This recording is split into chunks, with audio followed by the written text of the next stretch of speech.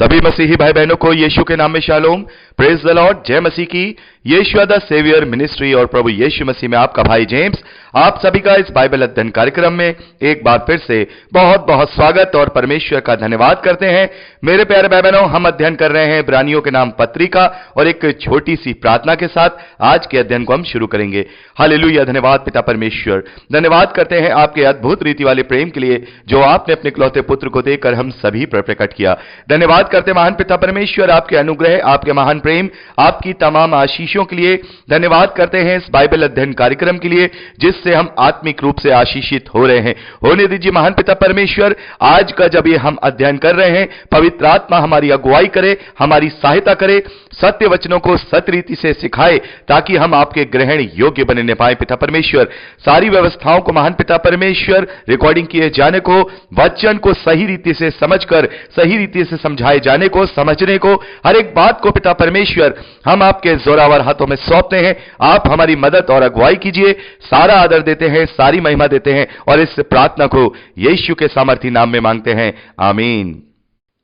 मेरे प्यारे भाई बहनों, अब तक हमने इब्रानियों की पत्री में उसका 5वां अध्याय कंप्लीट किया था। अब समय है कि हम उसके 6ठे अध्याय पहले वचन से आगे का अध्ययन करें।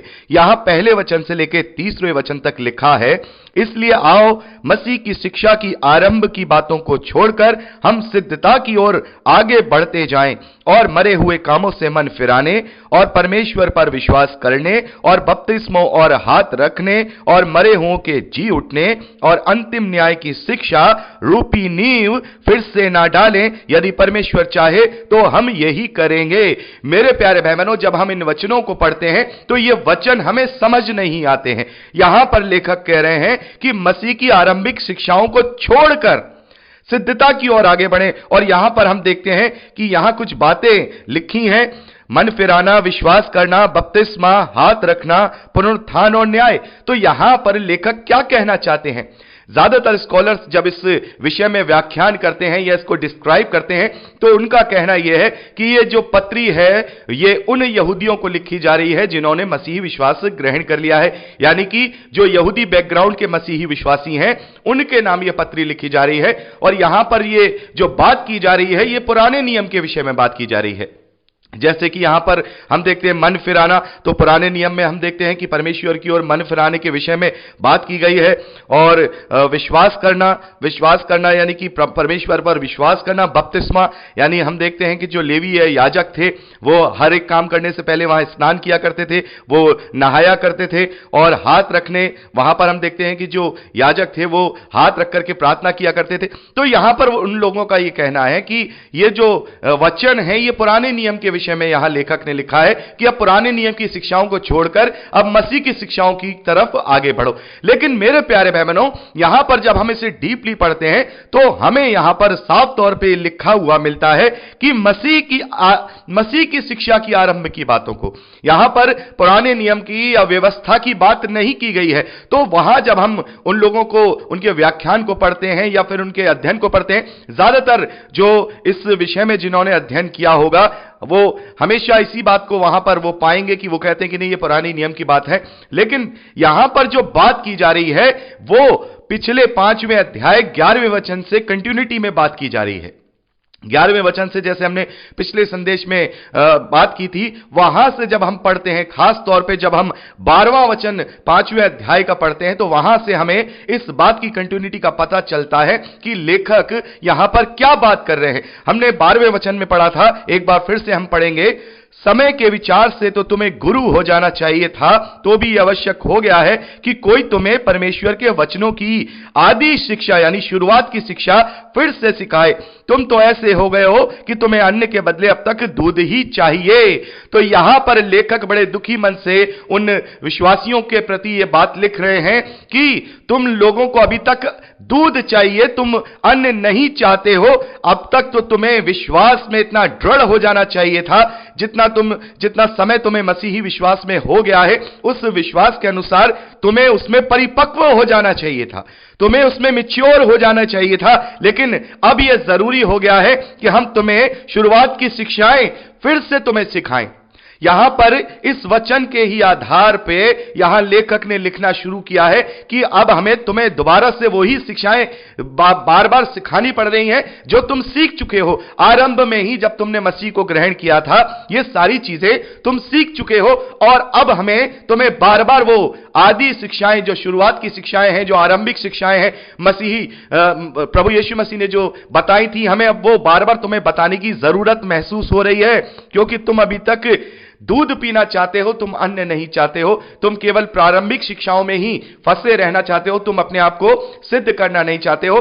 तो यहां पर लेखक लिखते हैं, तो इसीलिए अब मसीह की आरंभिक शिक्षाओं की तरफ से हटकर सिद्धता की ओर बढ़ो, सिद्धता की ओर बढ़ो, सिद्धता की ओर। ये आरंभिक शिक्षाएं लेकर के चलते हुए तुम्हारा उद्धार नहीं होगा। जैसे हमने 14वें वचन में पढ़ा था कि जिनकी ज्ञानेंद्रियां अभ्यास करते करते भले बुरे में भेद करने में निपुण हो गई हैं, यानी वचन के द्वारा अपने जीवन को बार बार जांचने के द्वारा, वचन से अपने जीवन को बार बार काटने और छांटने के द्वारा हम अपने ऊपर कंट्रोल कर लेते हैं, अपनी ज्ञान इंद्रियों पर विजय प्राप्त कर लेते हैं और अपने जीवन को सिद्धता की ओर ले जाते हैं।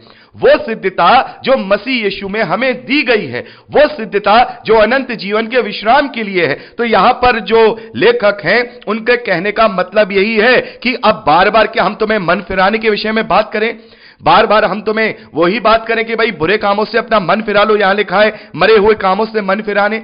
अब बार बार क्या हमें तुम्हें वही शिक्षा देनी होगी कि तुम्हें परमेश्वर पर विश्वास रखना है, तुम्हें बपतिस्मे के विषय में बार बार हम बताएं, और यहां लिखा है हाथ रखने।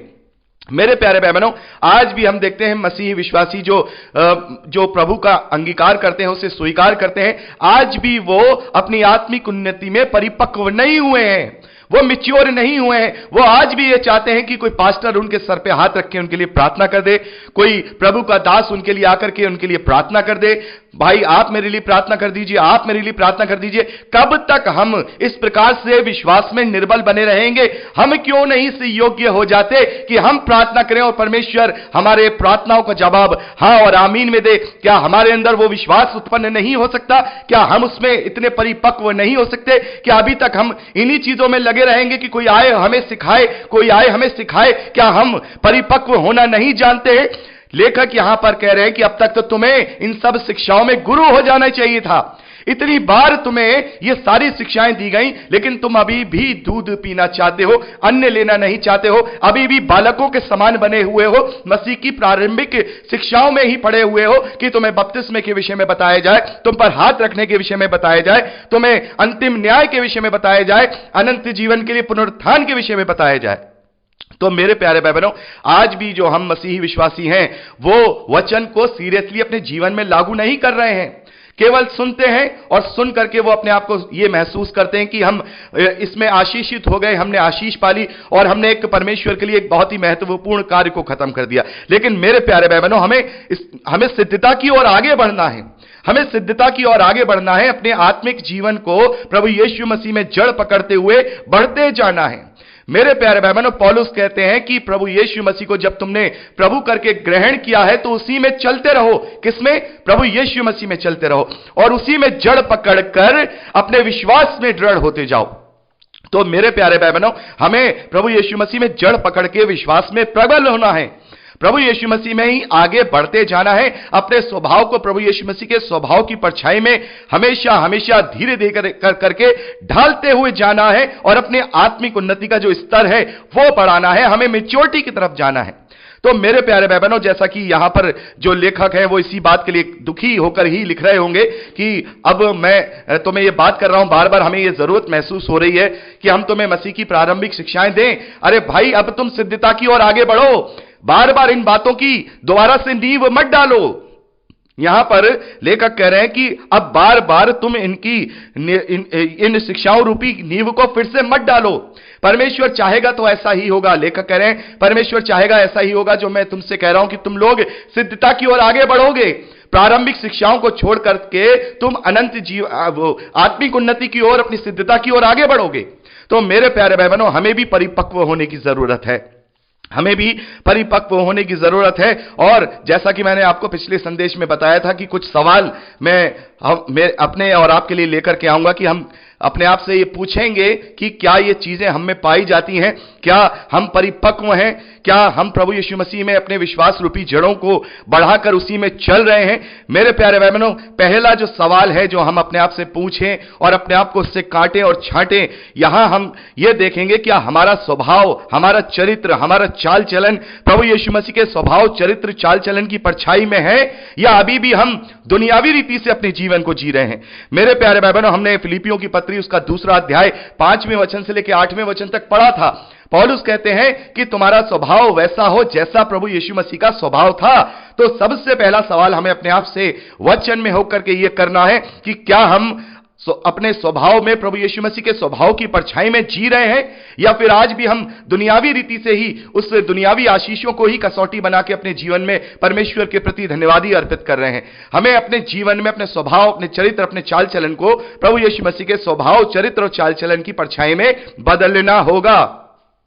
दूसरी बात जो हम अपने आप से पूछेंगे, क्या हम केवल वचन सुनने वाले हैं, या फिर पढ़ने वाले हैं, या फिर उन्हें अपने जीवन में लागू करने वाले हैं। मेरे प्यारे भाई बहनों, क्या हम केवल बाइबल को पढ़ते हैं, वचन सुनते हैं, केवल सुनते ही हैं? क्या हम इनको अपने जीवन में लागू करने वाले हैं? क्या उन वचनों को हमने अपने जीवन में लागू किया है? याकूब की पत्री 1 अध्याय उसके 22वें वचन से लेकर 23वें वचन तक याकूब कहते हैं कि जो सुनता है और जो वचन सुनता है और वचन को अपने जीवन में लागू नहीं करता, वो अपने आप को धोखा देता है। वो अपने आप को धोखा देता है। मेरे प्यारे भाई बहनों, वचन सुन के आशीष नहीं मिलती है, वचन सुन के हम आशीषित नहीं होते हैं, बल्कि वचन को अपने जीवन में लागू करने के द्वारा हम आशीषित होते हैं, जो स्वर्गीय आशीष होती हैं। तो यहां पर याकूब कहते हैं 1 अध्याय 22वें 23वें वचन में कि जो वचन सुनकर के उन वचनों को अपने जीवन में लागू नहीं करता है, वो अपने आप को धोखा देता है। वो किसी और को धोखा नहीं देता, वो अपने आप को धोखा देता है। तो दूसरी बात हमें यह देखनी है, क्या हम केवल वचन सुनने वाले या पढ़ने वाले ही हैं, या फिर हम उन्हें अपने जीवन में लागू करने वाले हैं कि नहीं है। तीसरी बात हमें अपने आप से पूछनी है, जो पवित्र आत्मा का जो फल है, उसका जो पहला चिन्ह है वो प्रेम है। क्या हमारे अंदर प्रेम है? क्या हमारे अंदर नम्रता है? क्या हमारे अंदर दीनता है? क्या हमारे अंदर प्रेम पाया जा रहा है? हम पढ़ चुके हैं इफिसियों की पत्री 1 अध्याय 4 वचन में कि परमेश्वर ने जगत की सृष्टि से पहले ही हमें चुन लिया था कि हम उसके निकट प्रेम में निर्दोष और निष्कपट ठहरें। और 1 कुरिन्थियों 13वें अध्याय 1 वचन से लेकर 7वें वचन तक हम इस बात को अच्छे से पढ़ चुके हैं कि यदि हम में प्रेम नहीं है तो हम ठनठनाती हुई पीतल और झनझनाता हुआ झांझ है।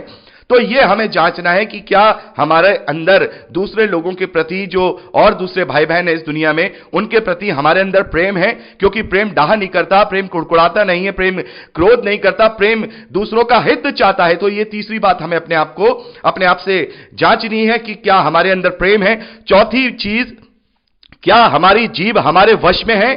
क्या हमारी जीभ हमारे वश में है? क्या हम अपनी बोली में कंट्रोल कर पाते हैं, या हम बेबाक किसी की भी कहीं भी खुलकर कोई भी इंसल्ट कर देते हैं? क्योंकि ये छोटी सी जीभ, जब हम याकूब की पत्री उसका 3 अध्याय पढ़ते हैं तो वहां पर जीभ के विषय में लिखा है, ये छोटी सी जीभ बड़े बड़े काम करा देती है, बड़े बड़े काम करा देती है। यदि हम अपनी वाणी पर कंट्रोल रखें, यदि हम अपनी जीभ पर कंट्रोल रखें, तो बहुत हद तक हम अपने जीवन को परमेश्वर के ग्रहण योग्य बना सकते हैं। तो ये चौथी चीज हमें देखनी है कि क्या हमारी जो जीभ है वो हमारे वश में है या नहीं। पांचवी चीज, क्या हम शैतान की परीक्षाओं में स्थिर हैं? क्योंकि हम देखते हैं शैतान निरंतर इस फिराक में रहता है कि कब वो हमें भूखे शेर के समान चीर फाड़ खाए। क्या हम शैतान की परीक्षाओं में स्थिर हैं? जो शैतान हमें इस संसार की अभिलाषाओं में फंसाता है, उनमें हम स्थिर हैं? इफिसियों की पत्री 6 अध्याय में हमने पढ़ा, हमारा जो युद्ध है वो हड्डी और मांस से नहीं है, बल्कि दुष्टता की आत्मिक सेनाओं से है। इसलिए सारे आत्मिक हथियार पहन लो, सारे आत्मिक हथियारों से अपने आप को तैयार कर लो। हमें यह जांचना होगा कि क्या हम शैतान की परीक्षाओं में स्थिर हैं, या हम उनसे लड़ने के लिए मजबूत हैं। यह हमें अपने आप को जांचना होगा। यह पांचवी चीज है कि क्या हम शैतान की परीक्षाओं में स्थिर हैं। छठी बात, क्या हम यीशु पर विश्वास करते हैं, या फिर हम यीशु पर विश्वास रखते हैं? मेरे प्यारे भाई बहनों, करना और रखना ये दोनों चीज हैं। विश्वास करना और विश्वास रखने में उतना ही फर्क होता है जितना एक शैतान या दुष्ट आत्मा या फिर सच्चे मसीही विश्वासी में होता है। मेरे प्यारे भाई बहनों, विश्वास तो दुष्ट आत्माएं भी करती हैं, लेकिन मसीही विश्वासी विश्वास को रखते हैं, विश्वास को रखते हैं। हम देखते हैं याकूब की पत्री 2 अध्याय 14वें वचन से लेकर 17वें वचन तक, यहां याकूब कहते हैं कि यदि हम विश्वास करते हैं और हमारे जीवन में भलाई नहीं है तो फिर हमारा विश्वास मरा हुआ है। हमारे जीवन में भलाई, परमेश्वर के प्रति, अपने भाई बहनों के प्रति हमारे मन में भलाई होनी चाहिए। यह भी आत्मा का एक फल है, आत्मा के फल का एक चिन्ह है भलाई। तो हमें यह देखना होगा कि हम क्या केवल विश्वास करते हैं या फिर हम विश्वास रखते भी हैं। हमें अपने जीवन में विश्वास रखते हुए जब तक हमारी अंतिम सांस ना आए तब तक हमें मसीह में बढ़ते रहना है। तो मेरे प्यारे भाई बहनों, यहां पर 15 मिनट से ज्यादा की रिकॉर्डिंग हो गई है। आगे की बात हम अगली रिकॉर्डिंग में करेंगे। प्रभु आपको आशीष दे। Praise the Lord. जय मसीह की।